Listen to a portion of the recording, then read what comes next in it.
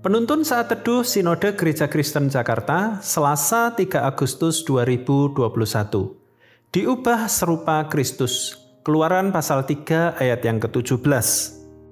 Jadi aku telah berfirman, aku akan menuntun kamu keluar dari kesengsaraan di Mesir, menuju ke negeri orang Kanaan, orang Het, orang Amori, orang Feris, orang Hewi, dan orang Yebus, ke suatu negeri yang berlimpah-limpah susu dan madunya.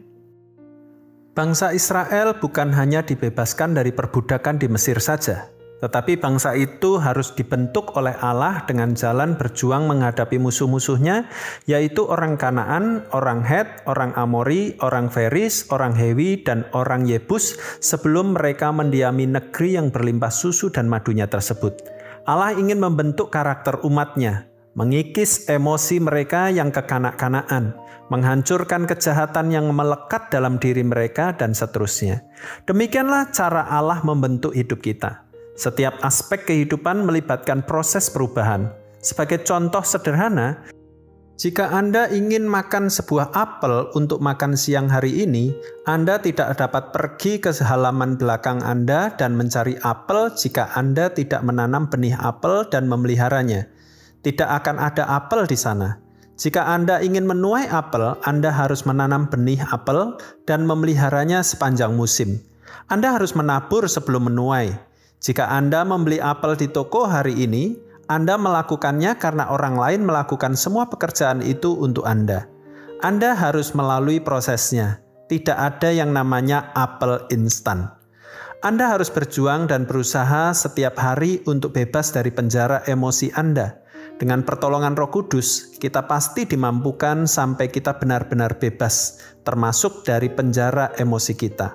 McConner berkata, butuh waktu seumur hidup untuk menjadi seperti Yesus, menanggalkan semua kebiasaan lama dan mengenakan kebiasaan yang baru. Tampaknya Allah lebih tertarik kepada karakter kita daripada kenyamanan kita. Hal ini dikarenakan di dalam proseslah kita bertumbuh. Kita menjadi dewasa dan kita berubah. Allah tahu bahwa kita tidak akan dapat bertumbuh ke arah Dia bila kita mempertahankan sifat manusia lama kita. Sekalipun harus dengan perjuangan yang tidak mudah, kita akan dijadikan dan dibentuk menjadi semakin indah. Seumpama seorang penjunan yang membentuk bejana dari tanah liat, ia harus mencongkel batu kerikil keluar darinya, membantingnya dan memanggangnya di perapian, sampai dihasilkannya bejana yang indah.